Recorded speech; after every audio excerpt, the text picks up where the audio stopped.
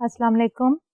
आज आपकी मुलाकात डॉक्टर तलत अफजा से मनी एंड बैंकिंग के 26 लेक्चर में हो रही है।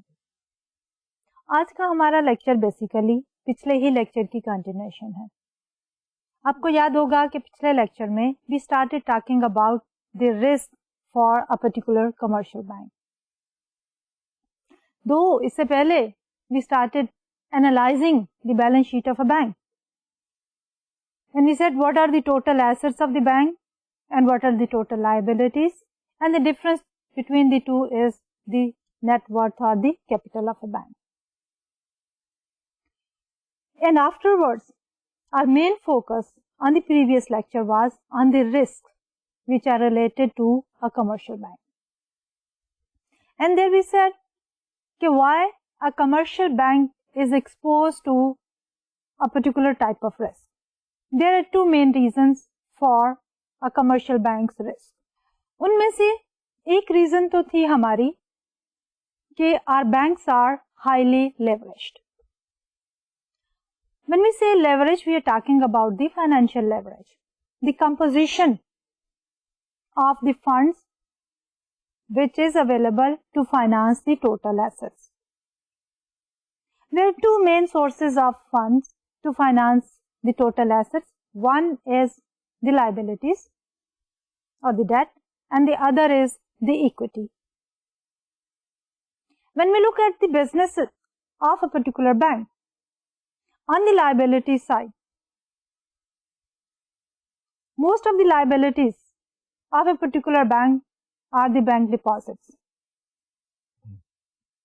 Although the bank borrowing is also one liability, and there we say the bank can take a loan from the other banks, that is borrowing in the interbank market, and the other basically is the borrowing from the central bank. Lekin if you look at the composition of the total liabilities, तो हमारे पास deposit liability जो है that is the major component of the debt. तो जब हम बात करते हैं फाइनेंशियल लेवरेज की, तो बैंक के पास लाइबिलिटीज जो है as a ratio the total asset is very high. और just like any other business firm, जो भी हाईली लेवरेज फर्म होते हैं उनका रिटर्न ज्यादा होता है, but at the same time risk is also very high. So that is one source of risk for the commercial banks. Then there is another source of risk for the commercial bank, and that is the type of the business the banks are in.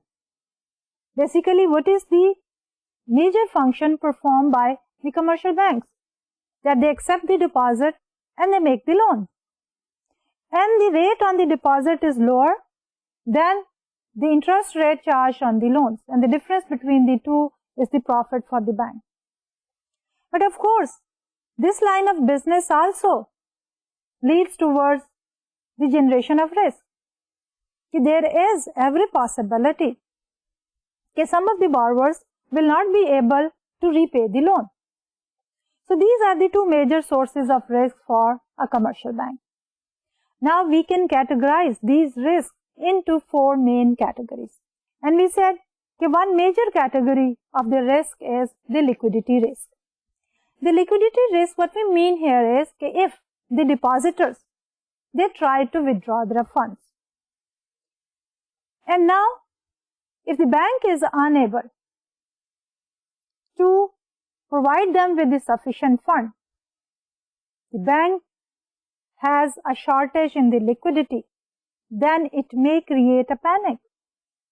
And if more and more depositors start asking for the withdrawal of the funds, then a situation may arise जिसमें जो है bank जो है वो failure की तरफ चल पड़े. और ये सूरत हाल जो है can occur despite the fact कि हमारे पास जो है बैंक की नेट वर्थ जो है वो दैट इज पॉजिटिव.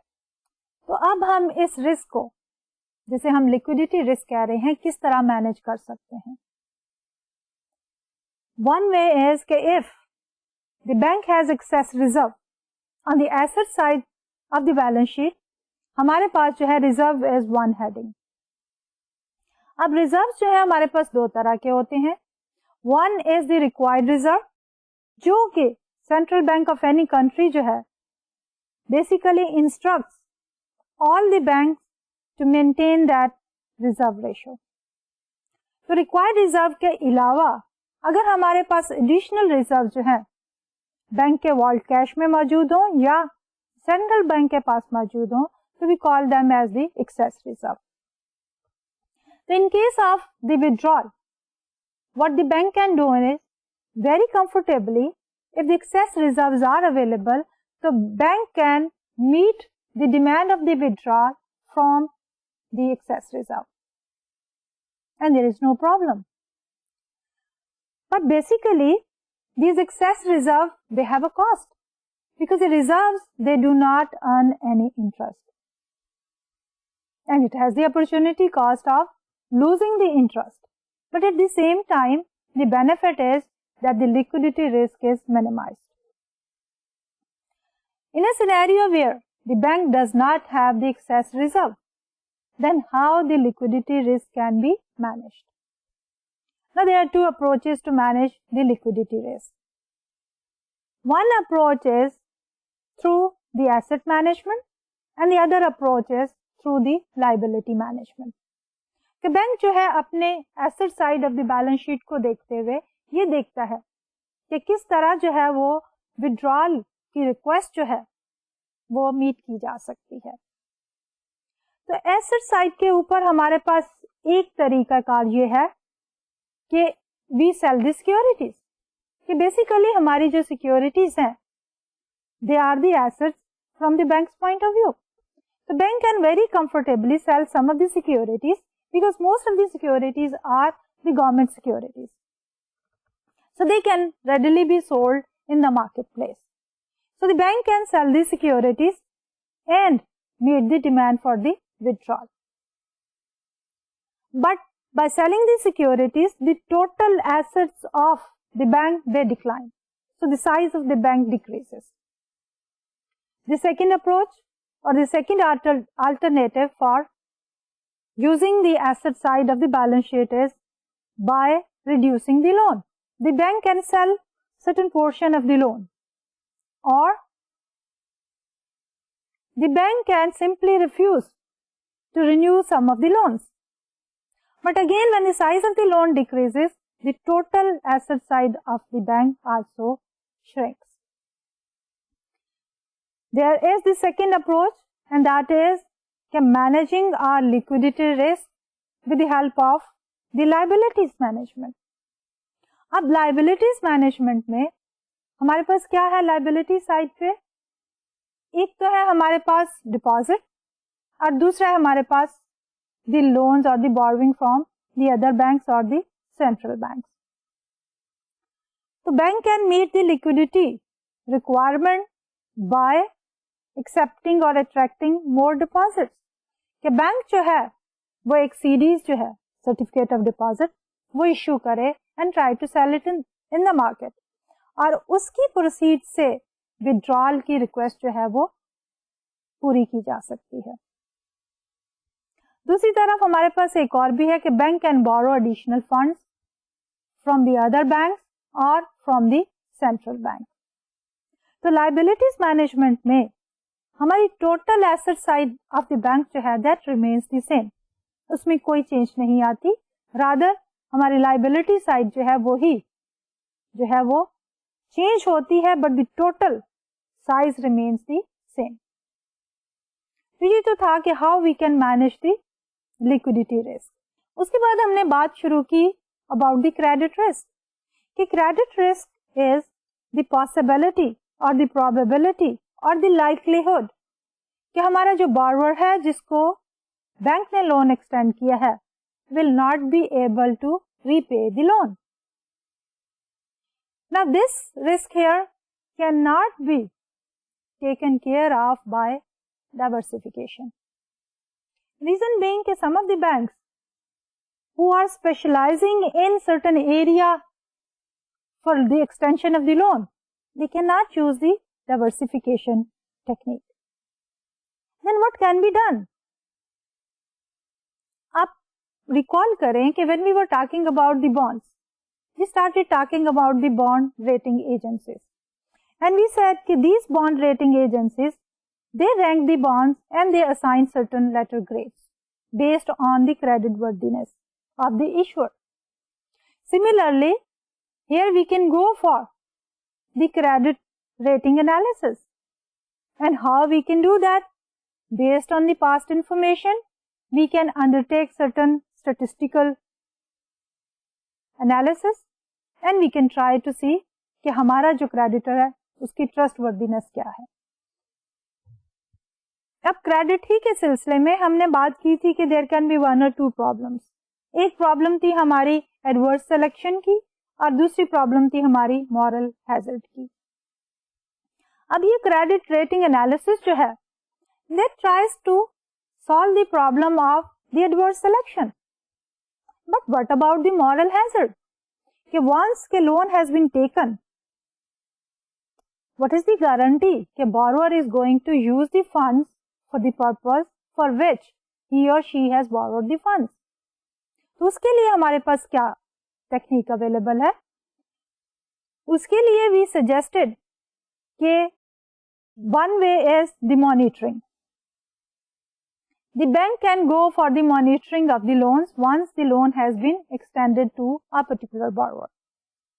उसके अलावा एक और तरीकाकार भी है and that is asking for a collateral. The bank can ask a borrower to give certain collateral to the bank. अब उस collateral के में क्या है कि in case the borrower defaults on the payment of the loan, the collateral can be sold and the money can be recovered. So these are some of the ways to cover up the credit risk. Then we started talking about the third category of the risk. And that we said is the interest rate risk. अब interest rate risk के ही सिलसिले में we said कि this is the main line of business in which the bank accept the deposits और उसके ऊपर interest pay करता है और उसको हम कहते हैं deposit interest rate. दूसरी तरफ बैंक जो है हमारे उन deposits को इकट्ठा करने के बाद the bank basically extend loans और उन loans के ऊपर bank charges a certain interest rate और वो होता है हमारा lending rate. Normally बैंक का lending rate is higher than the bank का deposit rate और दोनों का difference जो है that is the income for a particular bank. तो पिछले लेक्चर में हमने इंटरेस्ट रेट रिस्क को डिफाइन किया and we tried to conclude कि अगर बैंक जो है वो क्लासिफाई कर दे अपने एसेट्स को into the interest sensitive assets and the non interest sensitive assets और इसी तरह liabilities को भी interest sensitive liabilities and the non interest sensitive liabilities. Then whenever there is a change in the interest rate, we try to look at the impact of that change in the interest rate on the profitability of the bank. And then for that, we just took a simple example. उस example में we said कि let's talk about a particular bank with this following information. We said the bank has assets, assuming the total assets are 100. Just a very simple example. Out of these 100, interest sensitive assets are 20% or the $20. And the non-interest sensitive assets are 80. On the liability side, $50 for the interest sensitive liabilities and the $50 for the non-interest sensitive liabilities. And then we also said, okay, let's assume that initial interest rate on the assets 5% and the initial interest rate on the liabilities is 3%. And there is a change in the interest rate. And what basically is that change? We are assuming that suppose our interest rate जो है, that increases by 1%. And we wanted to see the impact of that on the profitability of the bank with the precondition or under the assumption कि हमारे interest sensitive assets are less than the interest sensitive liabilities. So for that, we said with 1% increase in the interest rate, interest on the assets will increase from 5% to 6%, and the interest on the liabilities will increase from 3 to 4%. And then we tried to calculate the revenues from the assets, and we also calculated the cost of the liabilities. So at the initial interest rate of 5% for the assets, we said 0.05 into 20 plus 0.05 into 80. So that is equal to 5. And the cost of the liability is with the initial interest rate 0.03 into 50 plus 0.03 into 50 is equal to $3.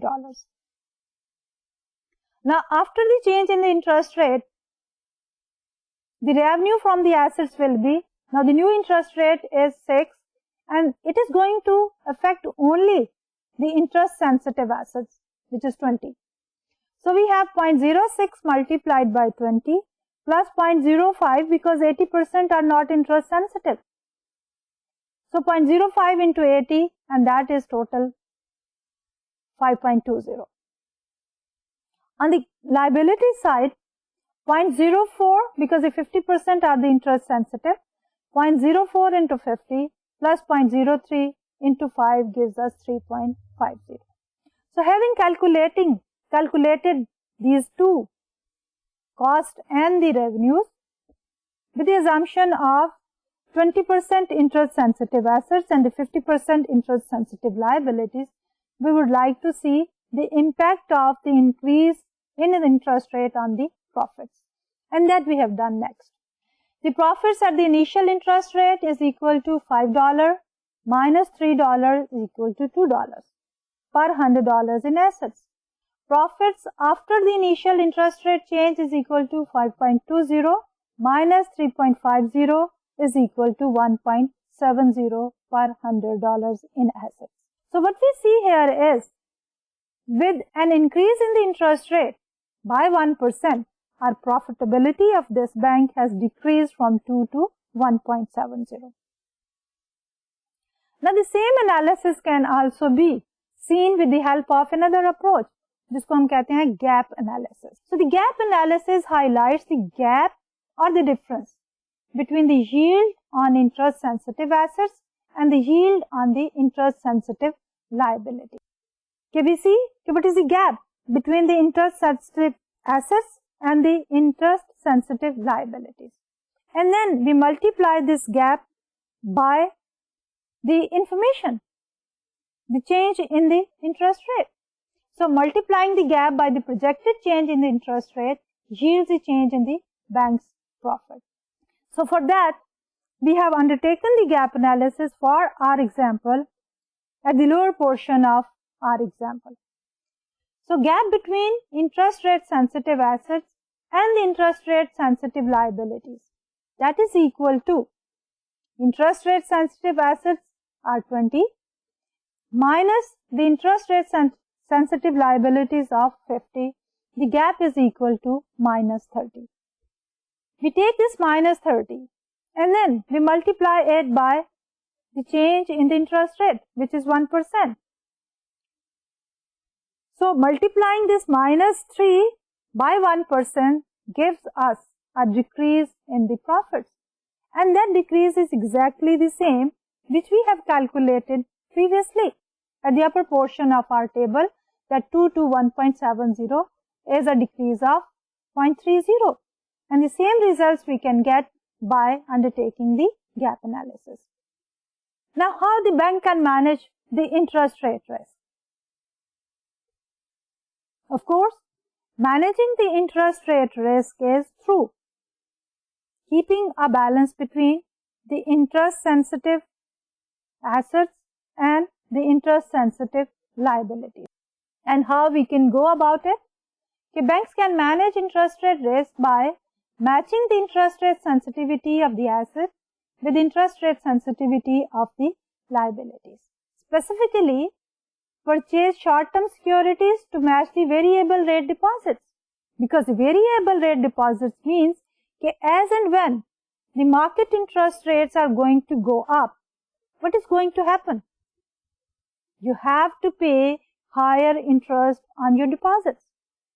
Therefore, you should not be making the long-term investments rather you should be making the short term investments. So when the overall interest rate in the economy is going to go up, what will happen?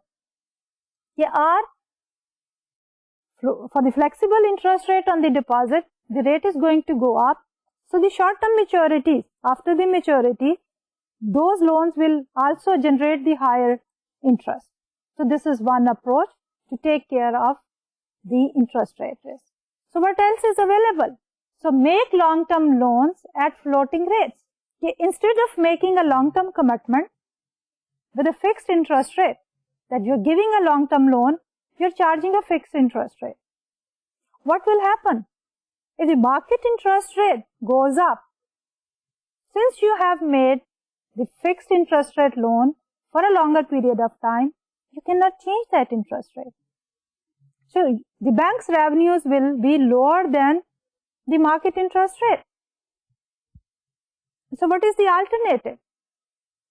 That you do not make a commitment for the long-term loan on the fixed rate, rather you go for the floating interest rate for a longer duration of loan.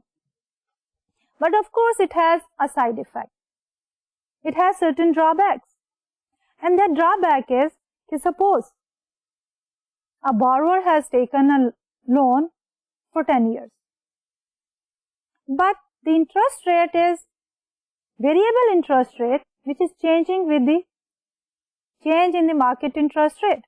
Now, if the market interest rate goes up and this borrower does not have the capacity to pay the higher interest rate, there is a possibility of default by the borrower. So this is the side effect of using the second technique के long term loan को जो है आप variable interest rate पे extend करें.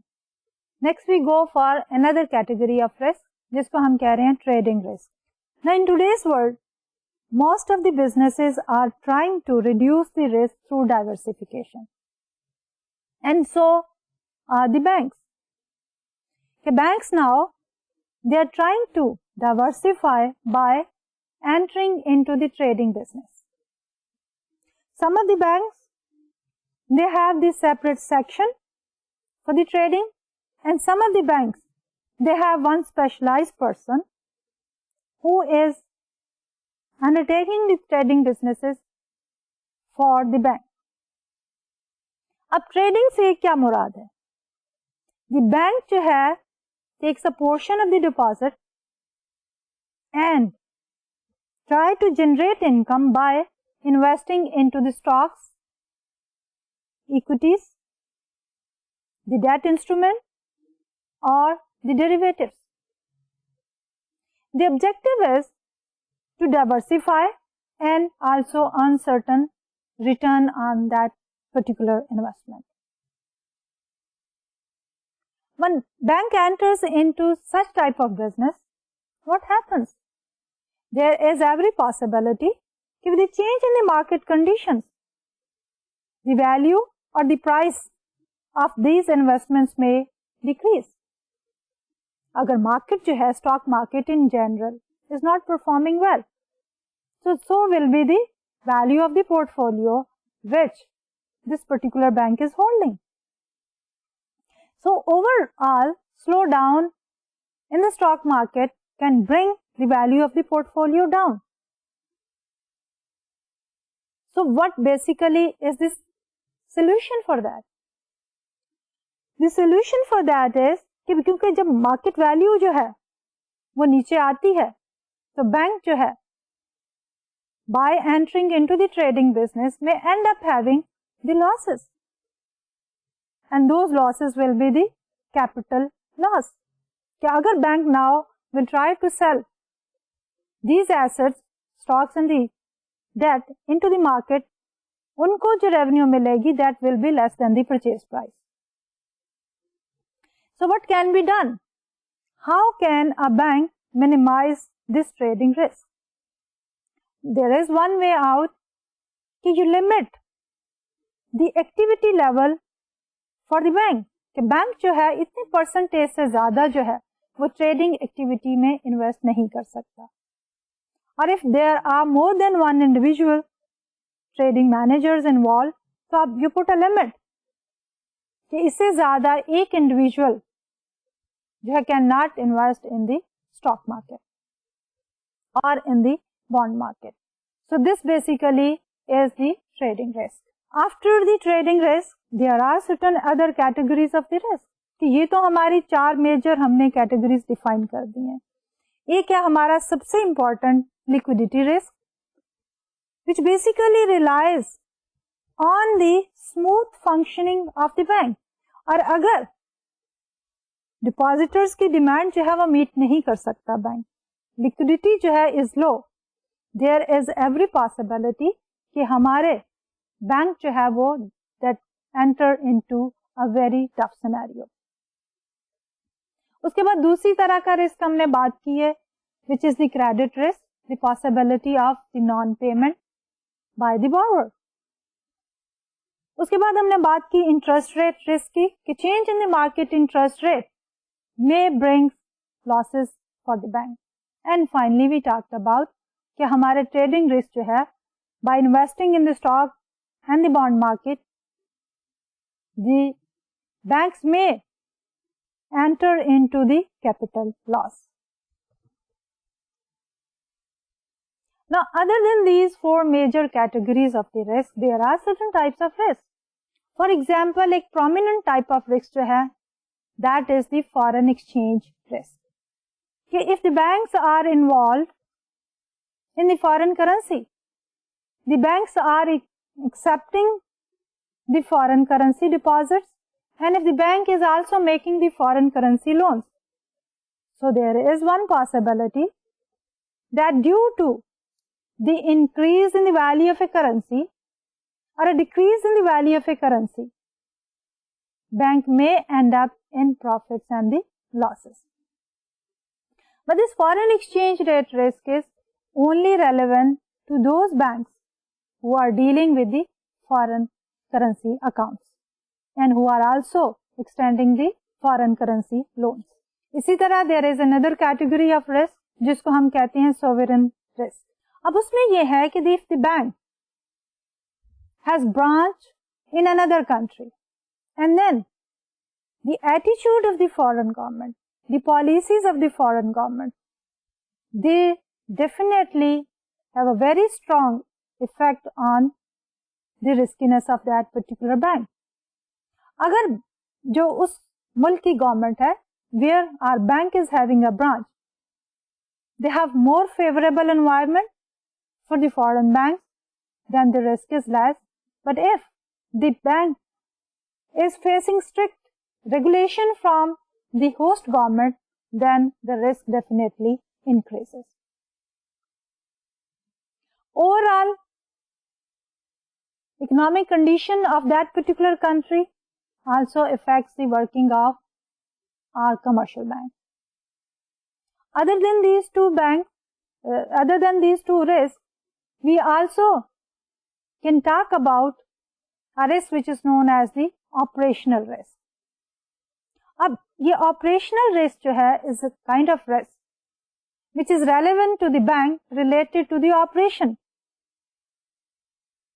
The possibility कि bank के जो assets हैं, building for example, may catch fire, technology, computers, others, if they enter into some bad accident, these are known as the operational risk. So how can we take care of the operational risk? A commercial bank has to make sure कि उनकी buildings are robust, उनकी technology equipment are very robust to changes in the environment, and therefore they may minimize the operational risk. Now we have summarized all of these risks on this particular slide. So type of risk and then the source of that risk and the recommended responses. Starting with the liquidity risk. Why the liquidity risk arises? So in the next column we have said the liquidity risk arises because of the sudden withdrawals by the depositors. So how can we handle it? जिस तरह के पहले भी कहा कि if we have the excess reserve, then we can meet the withdrawals need from that excess reserve. And then if the sufficient cash reserves are available, then we can meet the customer's demand. If not, then we can use the asset management approach, in which we sell the securities or the loans to meet the withdrawals demand.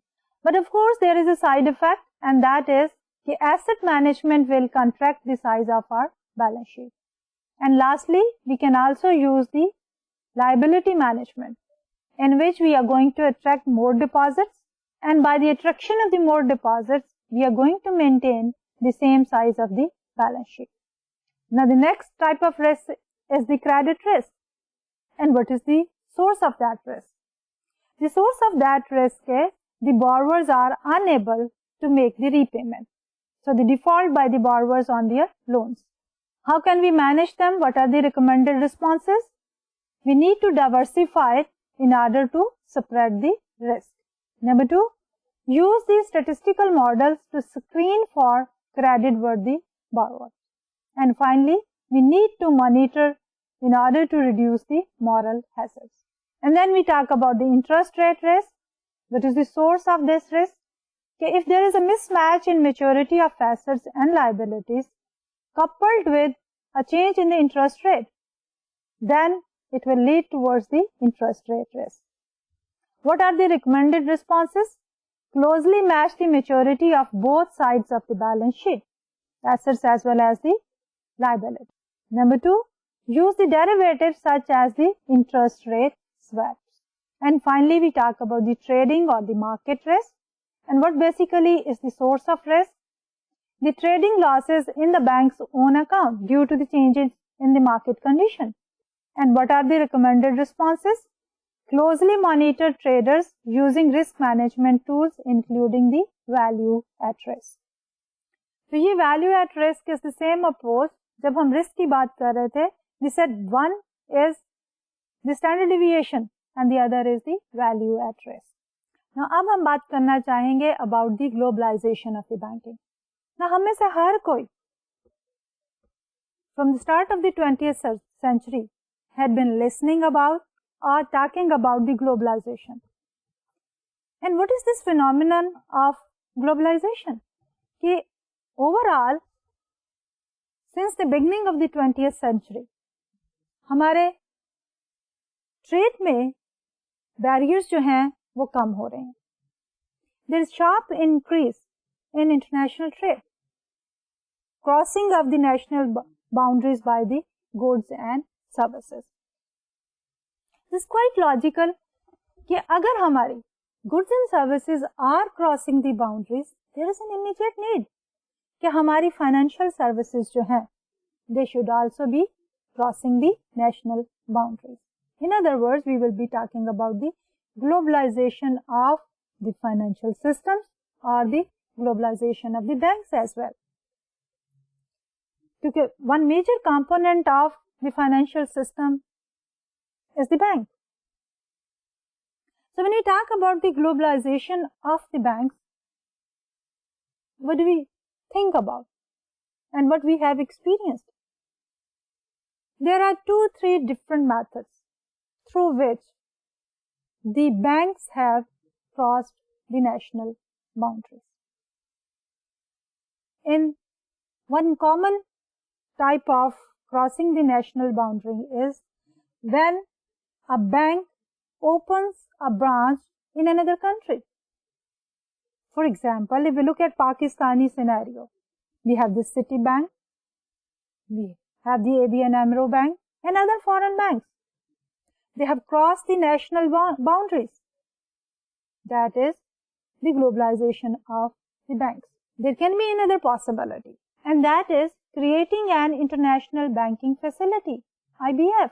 Now, some of the banks, they haven't opened up their full-fledged branches outside the country of origin.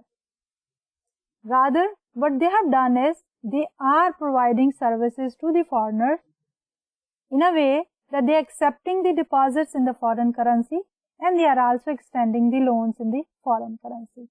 And this is what we are calling as the IBF, International Banking Facilities.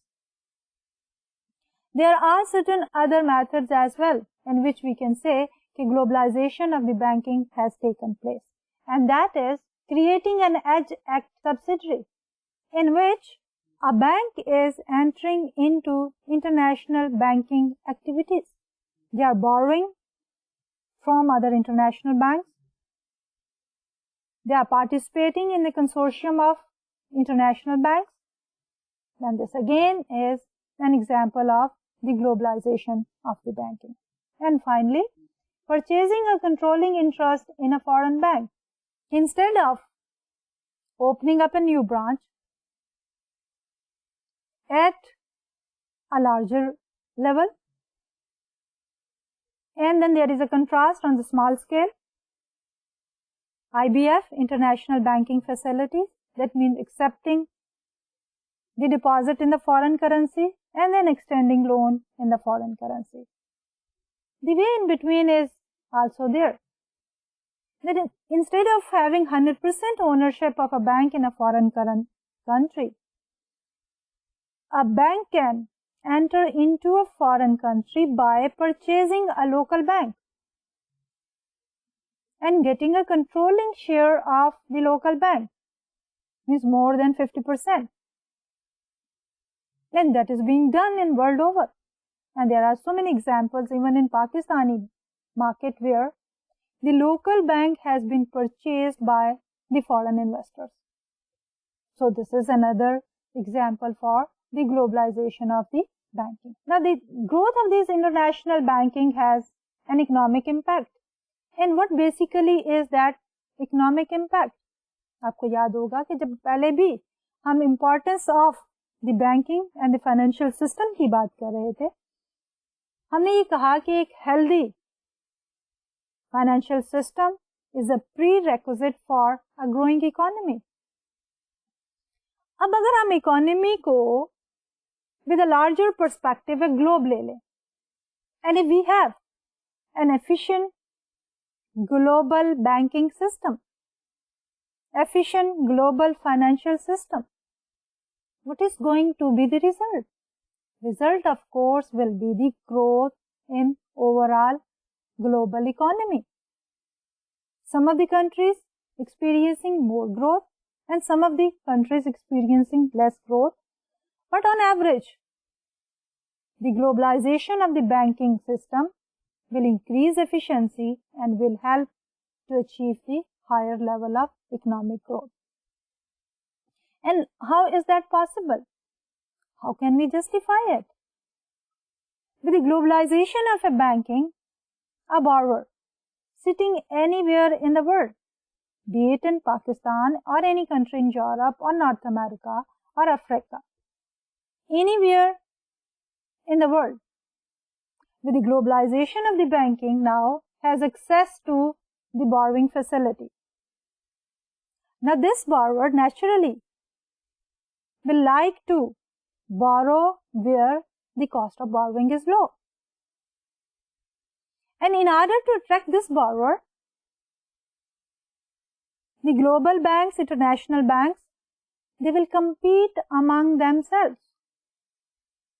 When the banks are going to compete among themselves, that will bring efficiency in the banking system. And that will facilitate this borrower. Now the borrower has a larger horizon, more choices available to borrow from. And this is how the system is going to mature and will become more efficient. Now this phenomena here has made the banking a tougher job, because on the one side or on the one hand, हमारा borrower will try to choose a bank with the low cost of borrowing. On the other hand, our depositor, they also have a choice. They will try to deposit the funds in those banks where the deposit rates are high. So the competition among the banks for attracting the depositors and for lending to the borrower will bring efficiency in the system. But of course, the competition, if we are talking about the domestic banking industry, so there is competition among the domestic banks only. But now, when we are talking about the competition among the international banks and a global horizon, that will also bring efficiency in the system. But of course, the job of making profit from the bank will become more tough, because there will be so many banks competing. The job of the bank to earn profit will become tough, but that will bring efficiency in the system, and that will help most of the economies to grow at a faster rate. Now, one of the most important aspects of the international banking is the euro-dollar market. What basically is the idea of the euro-dollar market? We had been listening to this terminology, euro-dollar. Truly speaking, euro-dollar means the dollar accounts outside the country of issue. If we mean the US dollar, which of course is the true scenario, then euro-dollar means the dollar accounts in the banks outside the geographic location of the United States. Now, euro-dollar was the beginning of having the globalization of the financial systems, in which the depositors make deposit in dollars and they can also take loan in US dollar, but this activity is not taking place within the United States. So that basically is the beginning of the globalization. And what is the reason behind that? Why this market of the euro-dollar has grown bigger and bigger? One reason is after the World War II, when most of the economies were destroyed, they needed a stable financial system. And they wanted the countries to help each other for rebuilding. So they came up with the Bretton Woods system. The Bretton Woods system gave a very important place for the US dollar. Therefore, keeping in mind that importance of the dollar, most of the banks outside the United States, they started accepting the dollar deposit, and they also started making the loan in dollars. During this time period, हमारे US banks जो हैं, they had so many regulations on the banks, and those regulations were very strict. One reason for these euro-dollar accounts to grow at a very fast rate was that they were not covered by those regulations which were there for regulating the domestic US banks. The reserve requirement, of course, was not that much. The other surveillance, the other conditions, other regulations, they were less. Therefore, the euro-dollar market grew at a very, very fast rate. And the interest rate at which the banks lend each other, the euro-dollar, which is known as London Interbank Offered Rate, LIBOR, L-I-B-O-R. The banks not only started accepting the deposits, they also made loans, and they also borrowed the dollars from one another.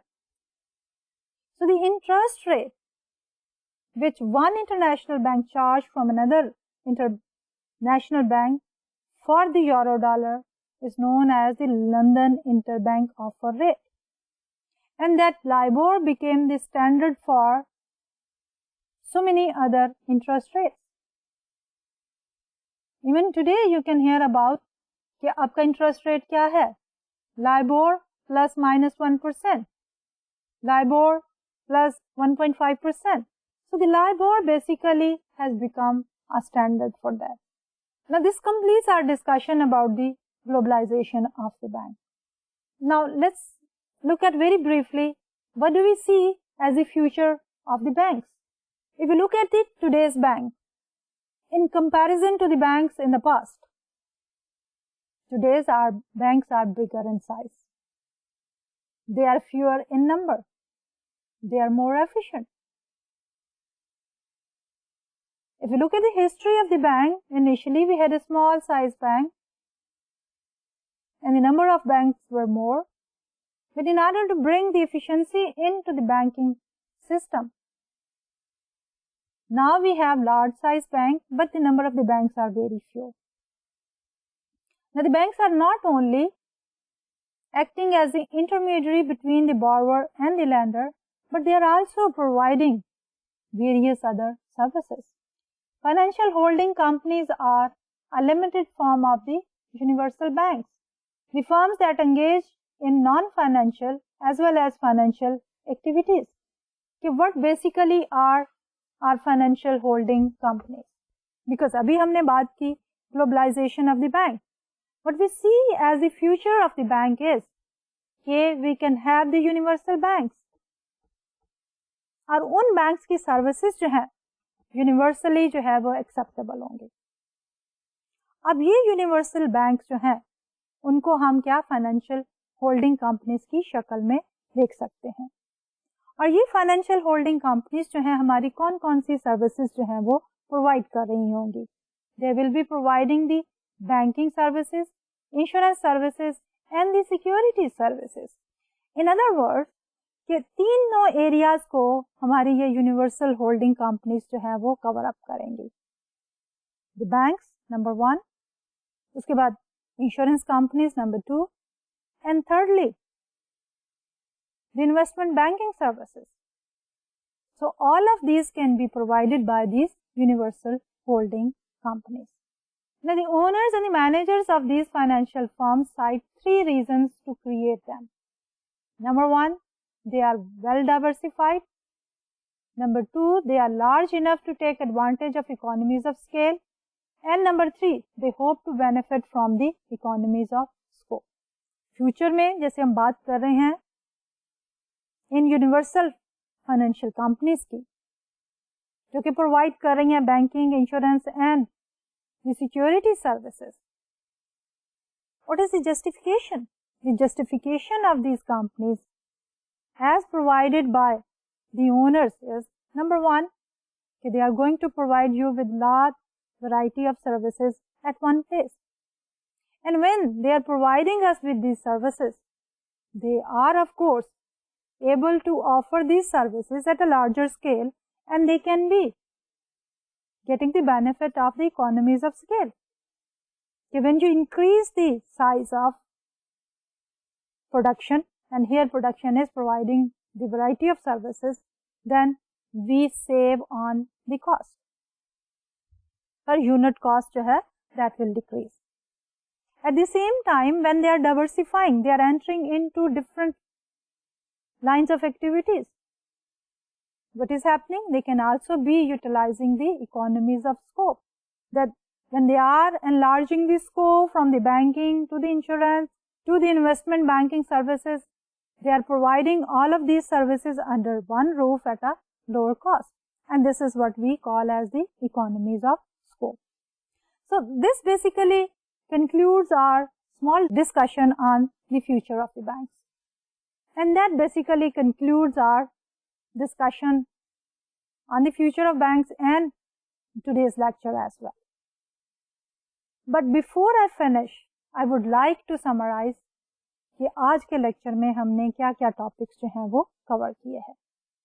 तो basically हमारा आज का lecture जो है था continuation थी पिछले ही lecture की, जिसमें हम बैंक्स के मुख्तलिफ रिस्क के बारे में डिस्कस कर रहे थे.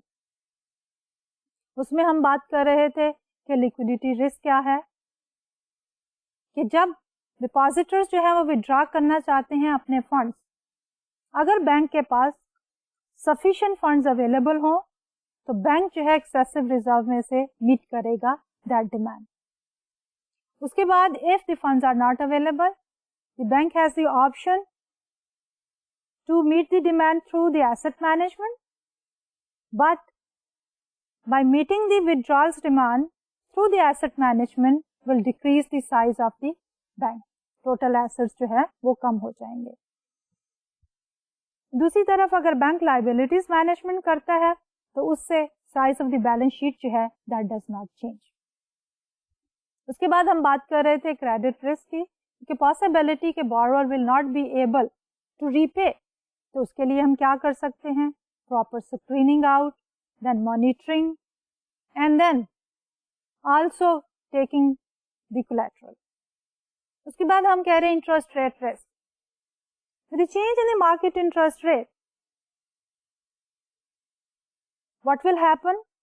हमारे interest sensitive assets and interest sensitive liabilities जो हैं उनकी वैल्यू भी चेंज हो जाएगी। एंड देयरफॉर हमने एक छोटी सी एग्जांपल के साथ ये एक्सप्लेन किया कि अगर इंटरेस्ट रेट बढ़ता है, इंटरेस्ट सेंसिटिव एसेट्स थोड़े हैं और इंटरेस्ट सेंसिटिव लायबिलिटीज ज्यादा है, तो क्या होगा कि we will end up having the losses. इसको किस तरह मैनेज करना चाहिए, we discuss that.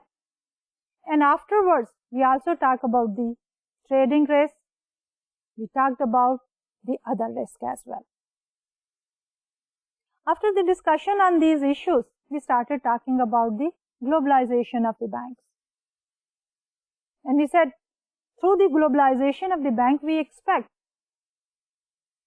That this interlinkage of the international banks will help most of the economies to grow at a faster rate. Talking about the future of the banks, we said we may talk about the bank holding companies providing us with the banking, insurance and the security services. So ये तो था हमारा आज का lecture.